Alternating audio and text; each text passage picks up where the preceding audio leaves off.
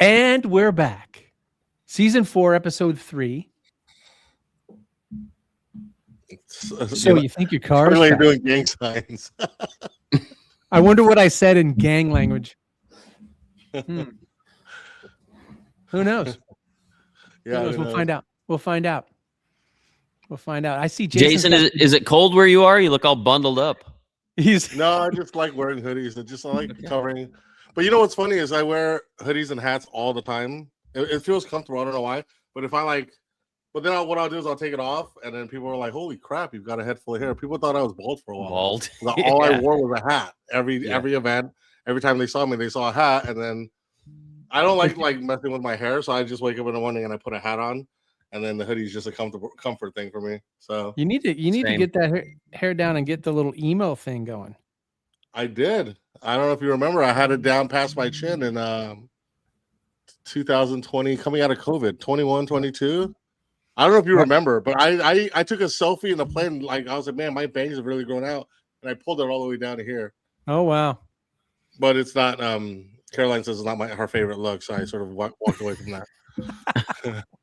I'm the same way. I think it was COVID where we pretty much just got rid of dress code at the office and started wearing a hat, and I've worn one since. Yeah, you see, there you go. Taylor's got a little less hair. Oh come on! I got less hair. That was the Taylor. That was the perfect angle. You took the hat off and pointed right at him. I know. Yeah, well, it happens. Hey, it's there, right? It's there. Might as well show it off. They say that it follows your mom's dad. Dude, my grandfather was bald at like 20, so I feel like I've done great. Okay. Yeah. So that's funny. Yeah. All right. So listen up. I don't know if you were there, Jason, but I was at Shiftsector Hondo, and it was amazing. I was there too. Oh, that's right. We were all there. Yeah. Everyone was there except only one of us was racing, and that's Todd. The threat of rain didn't keep me away, and it rained one time for 30 minutes. Yeah, but it looked like it was going to rain at any minute. It looked like it was going to rain the entire time, and it rained like once. Yeah. When I drove home on Sunday, it rained the entire time. It was white knuckle. We were going 12 miles an hour on the highway. It was so bad. I hate that. Yeah, and that's what I was thinking was going to happen at the track. But it rained 30 days and 30 minutes and dried right up. I had event organizers can probably relate to this. I had to deal with probably, 25 emails, a few phone calls, a bunch of Facebook messages. It's going to rain. What are we going to do? It's going to rain. I'm like, well, first of all, we don't know it's going to rain. Like, we're not there yet. It's like Tuesday, right? Like, it's going to rain.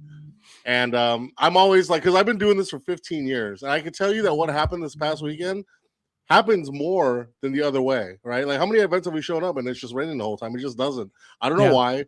I don't know if we're lucky. I'm going to knock on wood. But more often than not, like even last year in Hondo, it said it was going to rain. And I think it would rain overnight really heavily, like Friday night.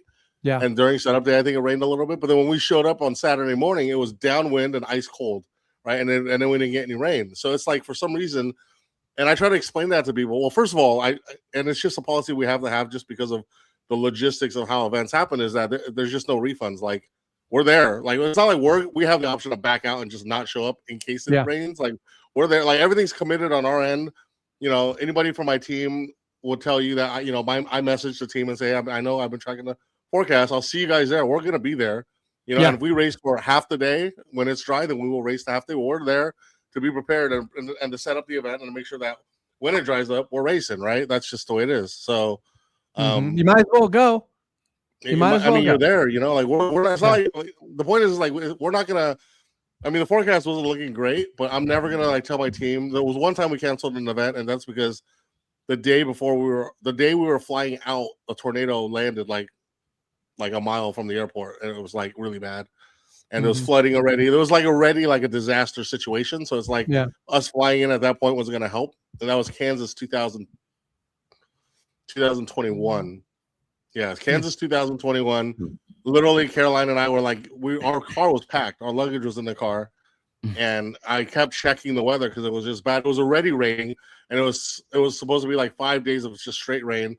Then it started flooding. Then I saw tornado lands near Independence Airport, and I was like, okay, I'm going to cancel this now.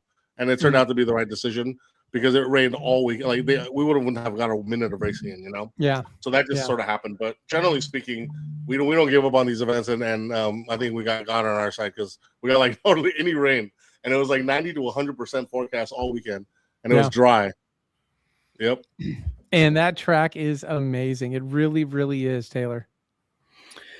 Yeah. I mean, Hondo has a special place in my heart, but I haven't raced there in the last 2 years, so bummer. No, they did a great job. Ryan and the gang who run the place, man. Hats off to him because it's on par with all the other tracks now. Of course, we don't know what Connersville looks like. Is that concrete or is it asphalt? Yeah, so Connersville, when I did the site visit last year, by the feel of it and by the visual looks of it, is identical to Marion. Oh, so wow. It's literally the exact same thing. It's sort of it's like a textured, runway that has like grooves in it, right? Okay. But not as deep grooves as Abilene and Hondo, but like small grooves, like shallow grooves. And it's got that texture almost. It almost looks like there's like a little bit of rock inside of it, And it's obviously Marion. Everyone loves Marion, so I expect the same for Connersville. The only difference is Connersville is I think like 300 to 400 yards longer, or feet longer, not yards, feet. Oh. So if you love Marion's runway and your car runs good at Marion, it's gonna run equally as well at Connersville. So the shutdown is 300 feet longer. Yeah, 300 to 400 is in that window. And Marion is extremely long. Yeah, I mean we've gone 260 there.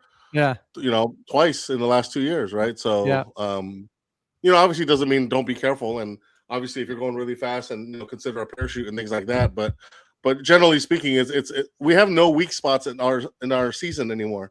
Yeah, between Hondo, Connersville, Marion, and Abilene, you've got 4 great runways, all with good grip. And they're all 6,000 feet plus. So you're like looking at really excellent runways, and all of them, although they're unique, in regards to like not everyone is going to be identical, but they all have good traction. They're all long, so we can go 260 plus on any of these runways. Awesome. I'm happy about that. As you can tell, very proud of it. Yeah, I thought it was great. We're still trying to build up the Manual 6 limited class. But I think people are the ones that were there kind of understand that that's a good class to get into if you have a 6-cylinder or below manual transmission, because you can be competitive at 180, 170, 180. Should we talk about what the results are? Yeah, I mean, we could go through the results. Sure. I've got them in front of me. Now, to me, it seemed like there were less people there, that the weather did scare some people away. Am I wrong with that? For sure. But what was crazy, though, is... Go ahead. I was just going to say what was crazy, though, is that, like, I saw your post, Jason, and it was something like, even if you did 215, you were just you weren't even in the top 10 or something. Like, there were still a lot of fast times posted. If you went 225 flat, you did not make the top 10. That's how fast the track was.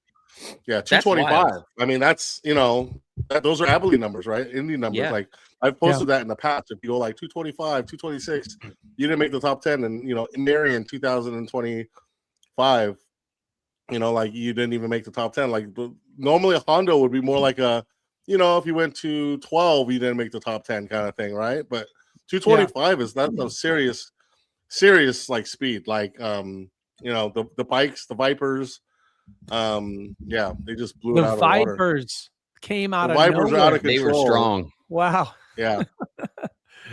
Yeah. They were crazy. We had, I think, how many jackets did we give away? We gave away 7 or 8 230-mile-per-hour jackets. I mean, that's just goes to show. I know Jaddy finally hit it.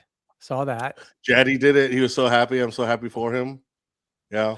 I'm looking at the standings, and it kind of surprises me that Will Dugas didn't get more points. What happened? Did he not? Yeah. So let's get straight into that then, so I can explain some of the rules of the championship. And I could tell you, although they didn't do it on purpose, the Viper guys really put me and Nicene for a little spin in regards to trying to figure this out. Okay. Oh So yeah. as you guys know, I'll just go with a real quick, like the half mile championship. We have 9 classes. You can look those up online. Yep. Every event you attend, you get points based on where you finish in your class at the end of the day. That's as basic as I can sound. And we'll start with the manual class. And in the manual class, you see Eric Nabola, owner of Venomous Carbon. He's the nth car, has 19 points. Then you'll see Blake Weaver has 11 points. We'll just round up the top 3 with Will, since you bring up Will. The points go with the driver. So we're in a unique situation where, for example, Eric Nabola only got 3 points on Saturday because he didn't drive his car in the semis and the finals, even though his car advanced further. I seen and I were putting the points together, and I was like, hey, Aaron drove his car in the semis and the finals, which means we cut him off at the semis. He advanced to the semis, but that's where his points end for the day. Even Now, though his did he car not advanced, understand that? He might not have understood that, but he was also having one of those days where he just wasn't feeling it, which is why he didn't drive his car. Like you have those days, right? Like, yeah, you're just not feeling it. You're not driving well. The car's maybe behaving a little bit differently, whether it's you or the car, that combination. But like, if you're intimidated by the car, and these are cars that are going 230, my advice for anyone, if they're out there and they're driving their 230 mile per hour small car, is that if you're not feeling it that day, then you probably shouldn't be driving. You better feel it. Yeah, you better if you're not feeling good about it, then you need to just go back into your RV, grab an iced tea or something, and just chill and watch the rest of the day. Because things happen so quickly, right? Like literally in a microsecond, something happens during that run, and then you're a beautiful car. Something happens to your car, and you just don't want that to happen. And he wasn't feeling it Saturday because I asked him. I said, "Hey, how come you're not driving?" He said, "Yeah, that's not feeling it. Aaron is going to drive for me in the semis and the finals," which he did, and Aaron did really well. But the points go with the driver. And that's why you're seeing that. And that's also why you're seeing Will Dugas get points, even though his car wasn't even registered. He drove Ryan Lewakowski's car all weekend. Okay. So, it gets very confusing, right? So, there are certain days Will drove Ryan's car. There's certain days he didn't. And the days he didn't get points for. And also, and the days he did, he got points for. So, it's very sporadic points that are sort of plotted. Like, oh, he drove during qualifying, but then another guy drove in semis. Well, that's where these points end then, right? Okay. So that's sort of what we had to do. And we did call and speak with, or Nicene did call and speak with Eric to verify who was in which cars at what moments, just to make sure that this was right. The truth is that's not the ideal way for us to calculate points and to have to track drivers throughout the weekend, but they were having a good time and we didn't want to interrupt them. So we just let them do their thing. And then we just sort of backed it up afterwards. So, okay. But there you go. Manual points. Eric first place. Blake second. Will Dugas third. I'm just going to run through them. All-wheel drive. Oh, and just let me see. All-wheel drive presented by AZ Cycle Parts. We have David Pitzer, who just dominated the whole weekend. Calvo's doing Performante and or Lamborghini Huracan and Audi R8 V10 builds now. So that was a Calvo build. Okay. Calvo, right? Like Calvo, who's known for the Vipers, is doing those types of cars now. And Pitzer's car came out, did 232, won all 3 days in all-wheel drive, and just slams the door at 24 points for the weekend.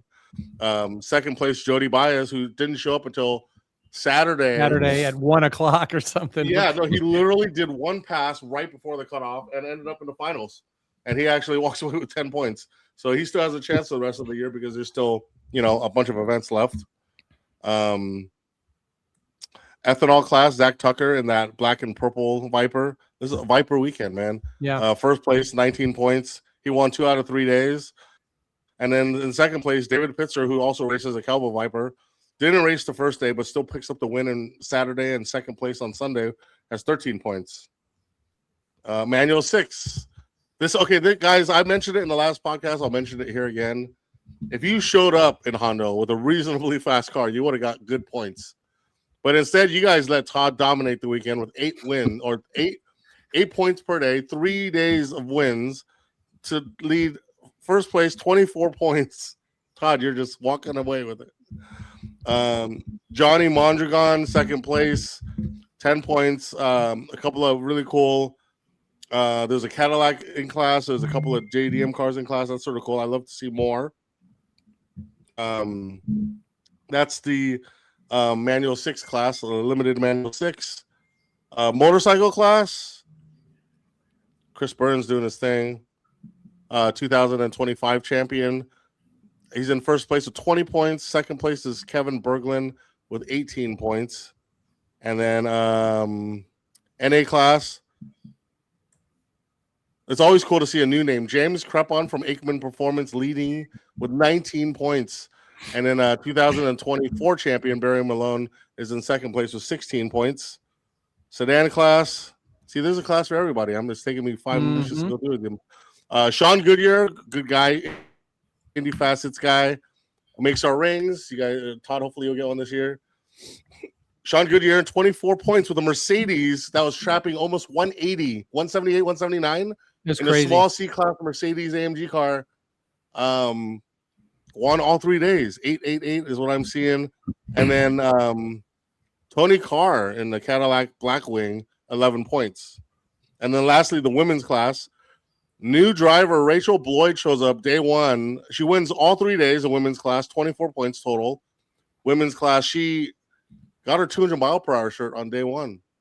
Wow. Now, so I haven't seen her before. Is she the one that flew in on the jet? Yeah, that was her. That's sick. So she flew in on a Citation, drove her twin turbo R8 build, stock motor build, because I think the car, she went 200, 201, 203, 204 over the weekend, but got her 200 mile per hour, got her 200 mile per hour shirt, won the women's class 3 days with 200 mile per hour passes, but right above 200, right? Yeah. And flew in on that Citation, drove the twin turbo R8, flew home. What a weekend. Yeah. For her. And her partner, Kyle, shout out to Kyle. He's a nice guy as well. I just met him this weekend. Stacy Aikman, who last year competed in the 2-wheel drive class, but just was so competitive there. I said, hey, if you went in women's class, I think you do something real good for yourself. And she did. She took second place all 3 days and goes home with 15 points. Stacy Aikman from Aikman Performance. Badass. Now, is that the white Mustang with the red wheels? No. The red wheels is Clint Sweet. Okay. Then there's the burgundy Mustang with the gold wheels. That's Chris Kreider. Then Stacy drives the silver GT500 that last year, remember, it did something like, I don't know, what was it, like 60 laps or 60 runs in 1 day? That's her.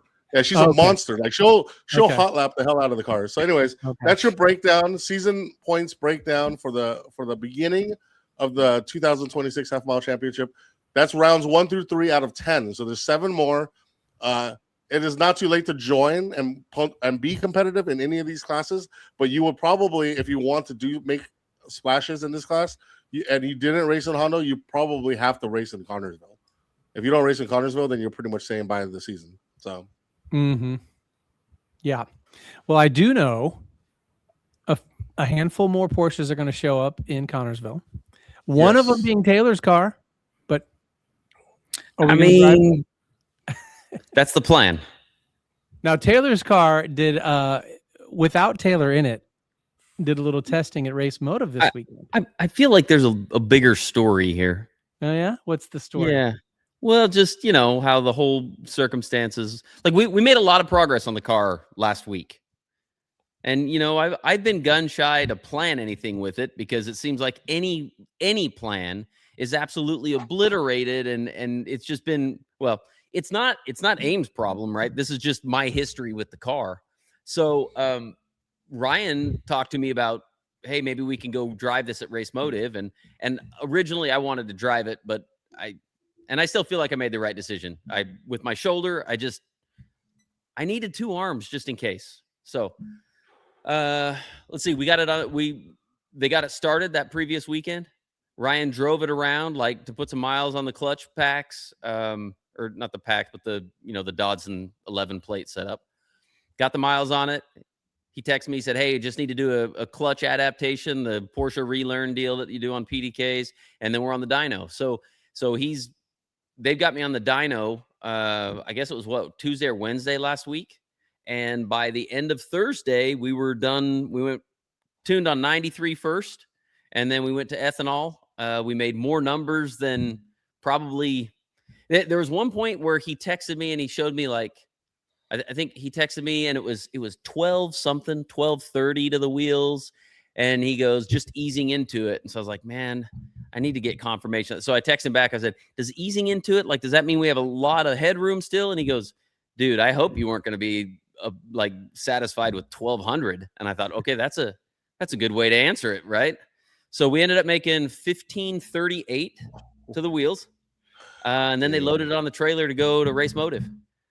So Race Motive, I don't really have a lot of perception because I've never done a roll race event, right? So I had no aspirations, no goals or anything.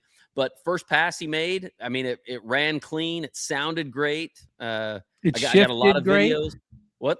It shifted great. That's been the biggest problem. Well. Yeah. He sent me a couple street polls before where he's like, dude, this thing's moving. And I was like, all right, great. So they did the first pass. I said, how did it feel? He goes, lame. It was only on 22 pounds of boost. So they incremented, they made the first pass that was like, I don't know, 172. Then they made the second pass at 181. And then he said that I guess they were making some tweaks on how the PDK was shifting, and it ran a little faster that third pass. I don't have any data on it, but there were a couple wrecks at Race Motive where they oiled down the track, so that kept them out of as many passes as we wanted to make.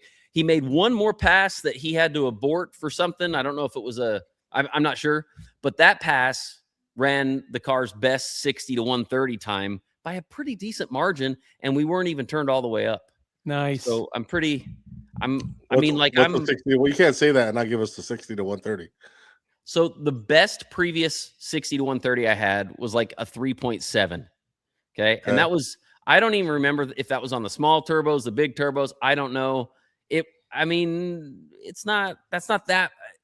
It's fast. Don't get me wrong, but it's not. I mean, that's fast. I mean, it's not what we thought, and it's funny. You can see a huge difference. So we ran a 3.4 in it at Race Motive this weekend. Okay, and when you compare the two draggies, that 3.78 was like all the beans, right? And that's the best the car ever did. When you look at the G line on the draggy on that 3.78, you can see the power come totally out of the car on every shift. I mean, it looks like a slow shifting manual driver the way that G line is, and that's not how it looks anymore. That PDK is shifting. Like that's the thing, is that now I think we're going to take the advantage that the PDK has. Before, I was completely handicapped with the PDK because it shifted super slow, and then it was a real big frustration. So we still have, I think we can turn it up another 6 or 7 pounds of boost still from that 3.4. So I'm excited. Don't need to yet. Just enjoy it. Just enjoy it for a while, buddy. Yeah. So, and then, Ryan and I talked a moment, and I think we're planning to bring it out to Connersville. I still want to give them some time to go through all the daily driving scenarios and, all the millions of variables to make sure that it's shifting the way it needs to. And then there was one other little change I wanted them to make on it. But other than that, I mean, and then we tried, I don't know if you guys saw the pictures. We tried that Formula Z company. I don't know if you've seen them. I guess they're building exhaust parts. They make this 3D printed crossover that's like, I mean, it looks like a bunch of spaghetti noodles. And I might be one of the first Porsches to have one of those on it. And cool. I mean, it didn't choke back any power. So sounds good too. Yeah, and it sounds cool. Ryan told me, he said, when we started this at idle, I was a little disappointed because it sounded like every other turbo Porsche at idle. But he said you get it up to 6,000-7,000 RPMs, and it sounds kind of like a couple of street bikes. Hell yeah, so, that's what I'm talking about. All I've heard is the video recordings on a phone, right? And you only get so much out of that. But I'm excited. I mean, I was jumping up and down. I felt like a little kid.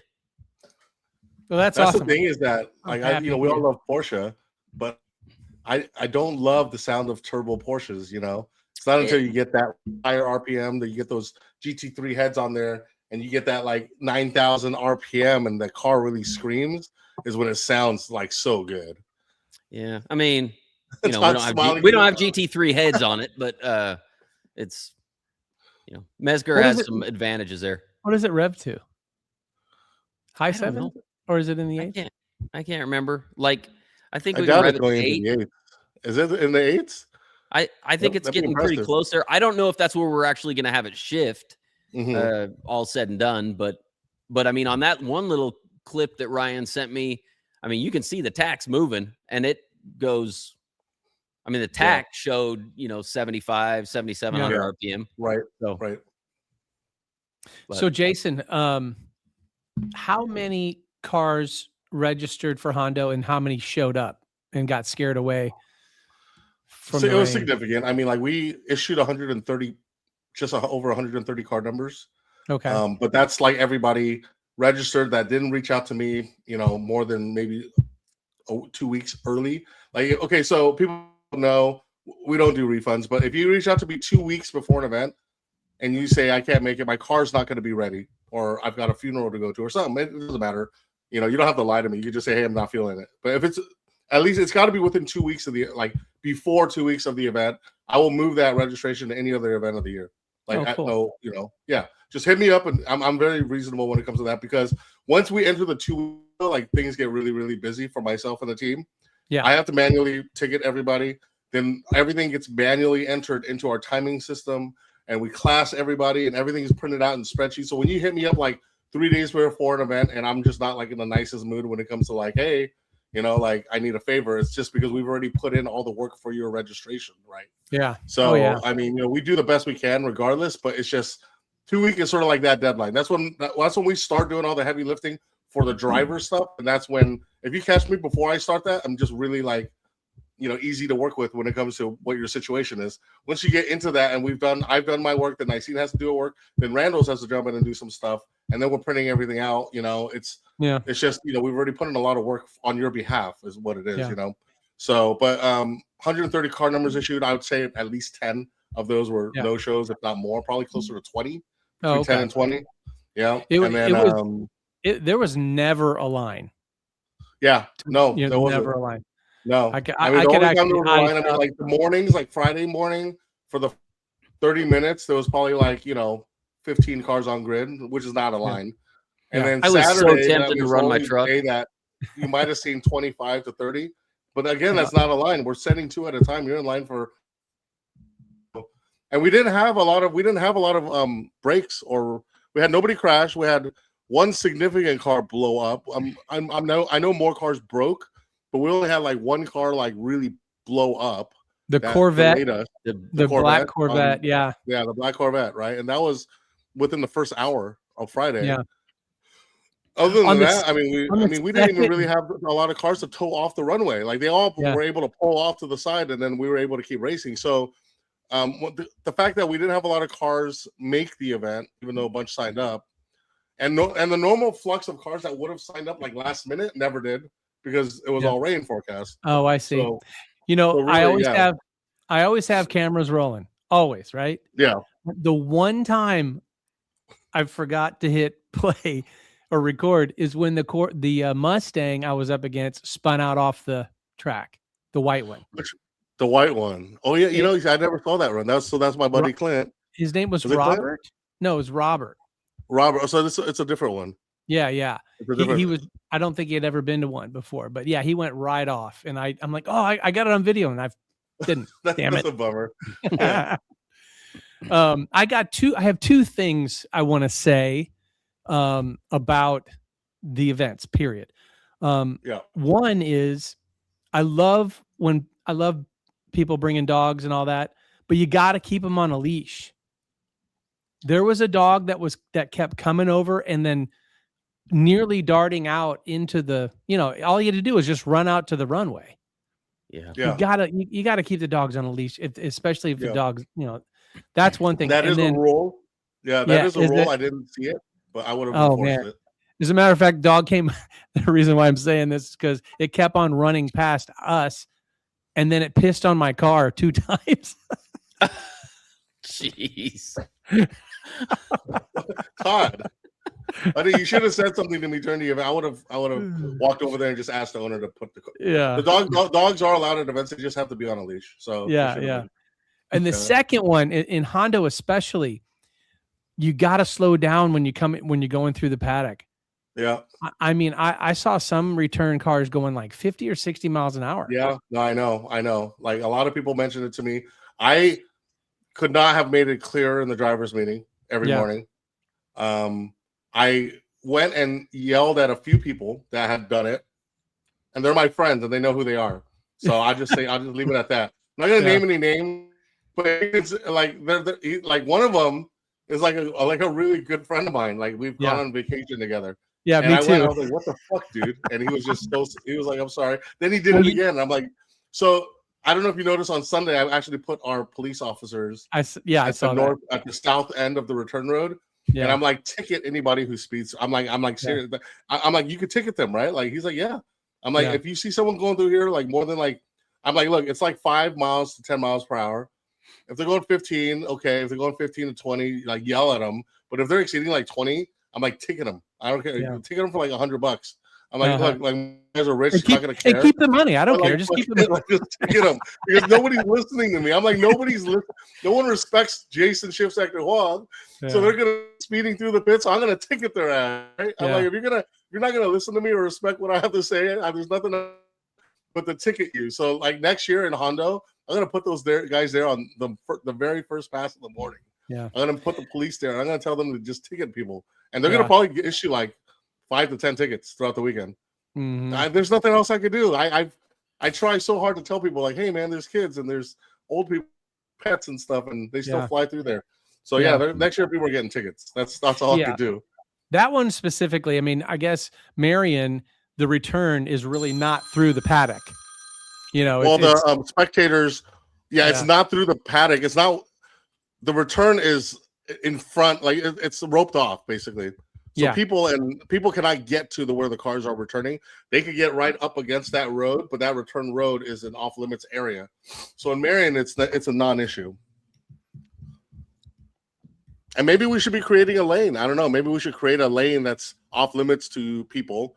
Maybe they Yeah. should be looping around the outside or something. I don't know. It's something we should discuss because I know it's an issue. I probably had 7 or 8 people come up and complain about it. And I did go and yell at like 3 or 4 different people throughout the weekend, and none of it worked. I would repeat myself in the driver's meeting over and over again. So either I'm going to put the cops there, or we're going to have to like reroute the return road so it's not right down the middle of the pit area. You know, if you just get off a 200 plus mile an hour run, you got some adrenaline going. I get it.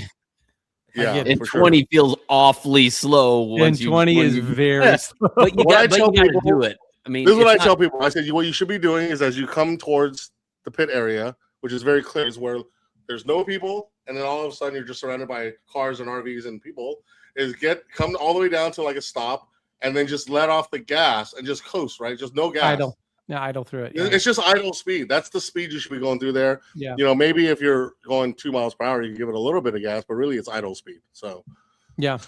but I agree with you, Todd. I mean, that was a problem, and that's something we have to address and make sure that doesn't happen again. How did you guys like the camping though, Todd? You and the people that camped there. Oh man, it's great. It's super convenient. It's you know the sunset. The weather was great. I mean, that's the way to do it. And then when I found out that you can camp at Connersville, that's just amazing. Yeah, camping is approved for Connersville, and I saw the first person I saw comment on that was your wife. Uh-huh. Yeah, she was like, yeah. awesome. Like her being Well, that quick to comment over something like camping at Connersville means that that's how she wants to attend events with you. She wants to be able to camp, right? Mhm. Yeah, but then we So- miss out on the hanging out at the hotel afterwards. Okay. I mean, we still had a lot of people. Todd, I didn't see Todd much, but a lot of the others I saw, like the entire Aikman camp came out to the karaoke night, and that was awesome, by the way. Everyone was missing you, Todd, because you're so good at karaoke. Well, I think we'll have to make sure you get out to the one in Marion or whatever. But like, I think that's our next karaoke night is in Marion. But yeah, but I mean, like everyone was singing. Like half my team was singing. Jimmy, the MC was doing his thing. It was crazy. I have a Was video. it as good as Kansas, the Kansas venue? That was good. I mean that probably will never be repeated because that was our first one, right? I mean, but it was good. It was like on that level of just a lot of people. We had a lot of people there. Jaddy was there. Pitzer was there. Some of the Calvo crew were there. A lot of Aikman was there. My whole team was there, and then a bunch of other sporadic drivers there hanging out. And the bar itself was pretty full too, so it just Okay, made for a good. lot. Yeah. So, and I was ordering a lot of Shiftsector shots. Oh, Probably, yeah. I don't know, maybe 150, 200 of them. Oh, It was a lot. geez. I barely remember. So this is another reason why I may have avoided it.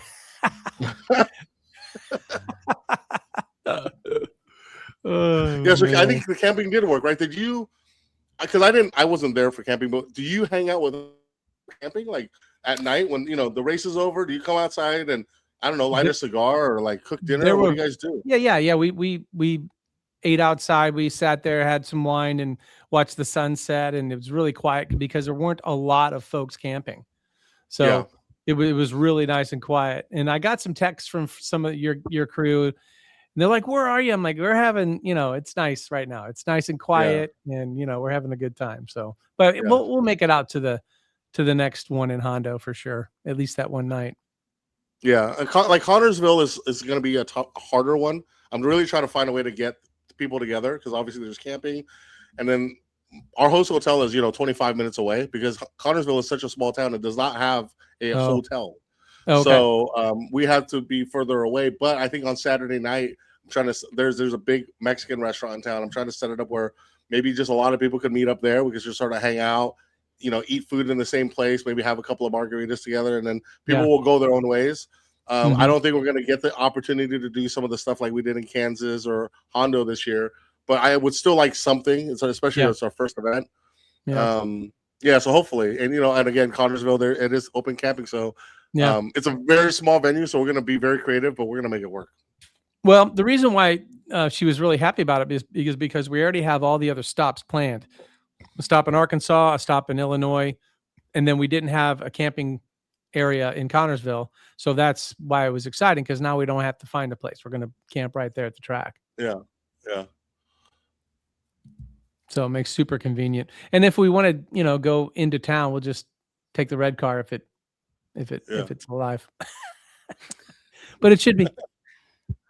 Oh, I want to mention something real quick. That I meant to mention earlier when we were going over the classes and everything is that for the first time in Hondo history, we had a motorcycle go fastest of the weekend.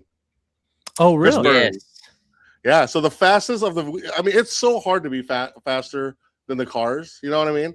It's happened in Kansas, I think, at least once. I don't know if it's been twice. I think it might have been twice in Kansas. It's never happened in Hondo, Marion, or Abilene. And it happened this past weekend. Chris Burns went I think 234. 234, yeah.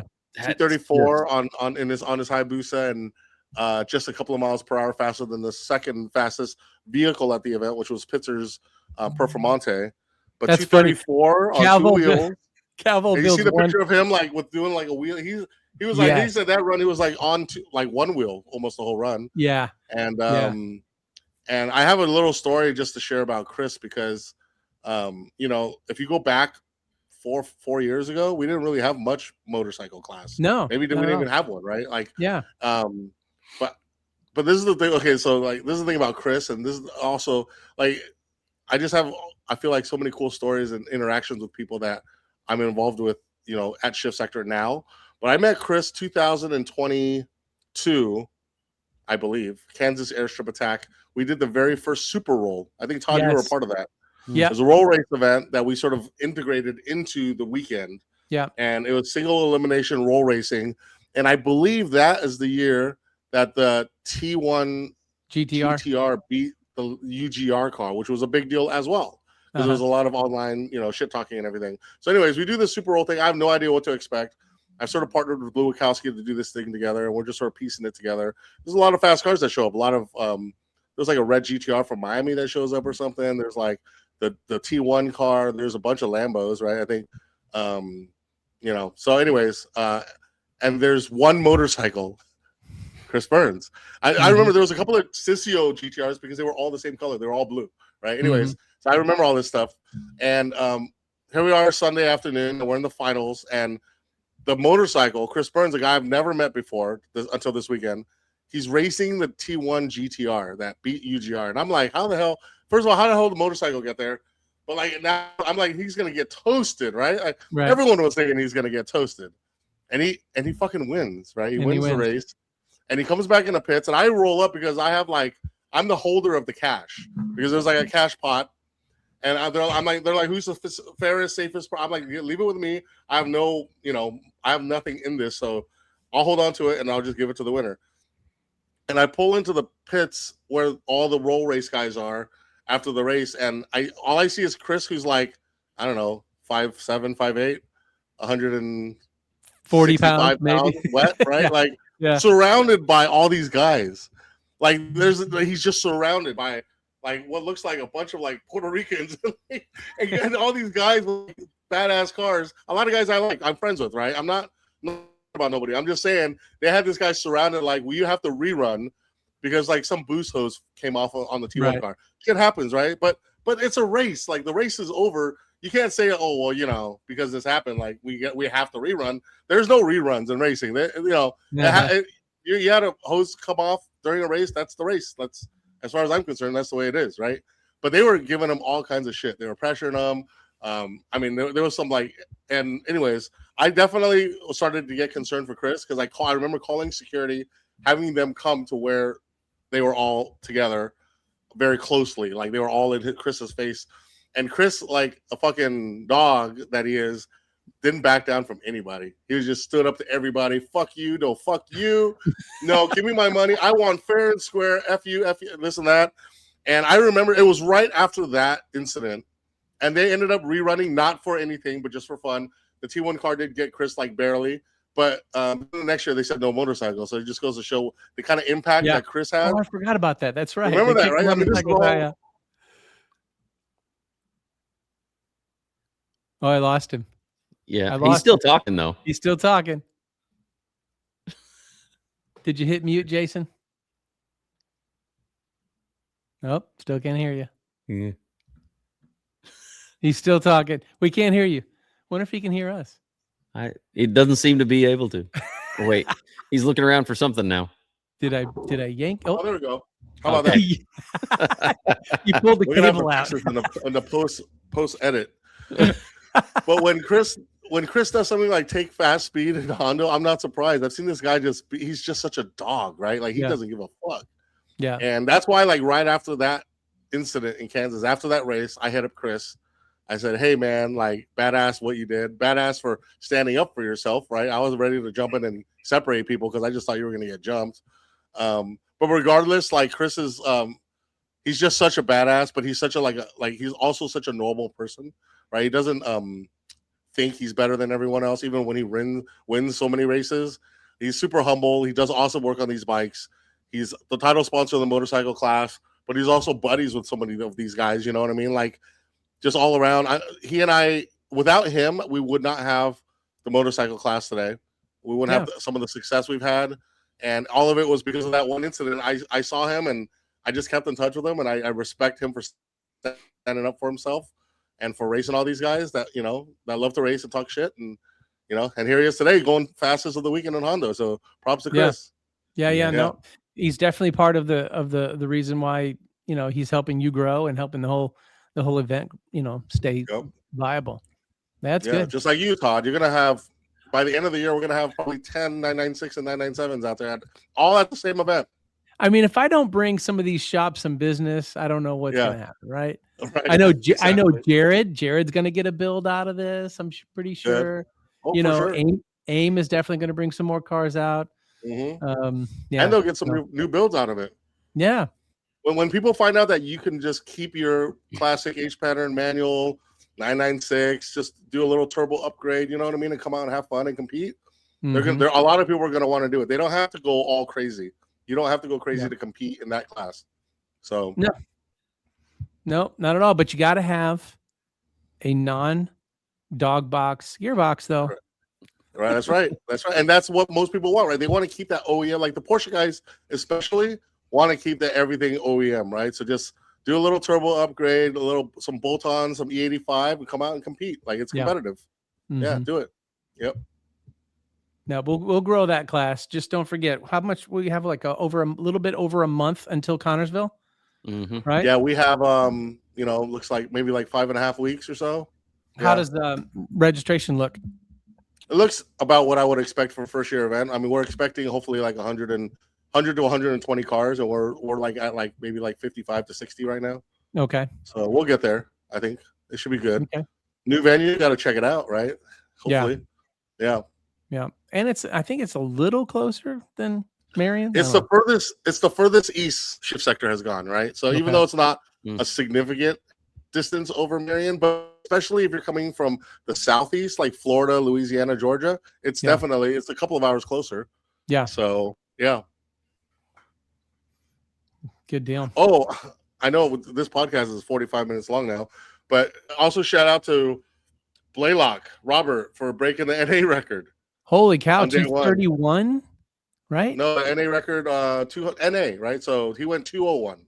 201. Oh, what was the previous one was the Vengeance C5 Corvette, went 199, and he did 201 on his second pass of the weekend. Oh, and okay. I thought it was that blown. I thought it was that blown Pro Mod car. No, I don't know. I think it was Robert's car. Okay, because that other car was in what, 2-wheel drive, maybe? 2-wheel drive, yeah. Okay. He went 230 something, right? He went 231 like 3 times. Yeah, but yeah. He's not NA though, right? No, that's obviously blown, right? Blown. Yeah. Yeah. So he's not in NA car. It was good to see a car like that re-geared for half mile though. You know? Dude, I mean honestly, like I think especially in NA where you can potentially purchase like an older pro modish type of car that Robert bought that might just be more, you know, you get to 200 miles per hour on a budget with that thing. And as an NA car, once you get it running right, like it's gonna hopefully just do rounds right for you. Yeah.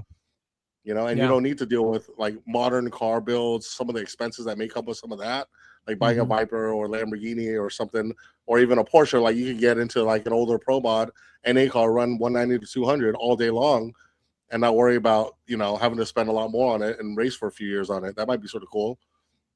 I'd be down for that. You know, what is also smart, Jessica Hassing came in and drove another car, and she, you know, she didn't get left in the dust this weekend. She got 5 points towards hers because she knows she's going to want to compete.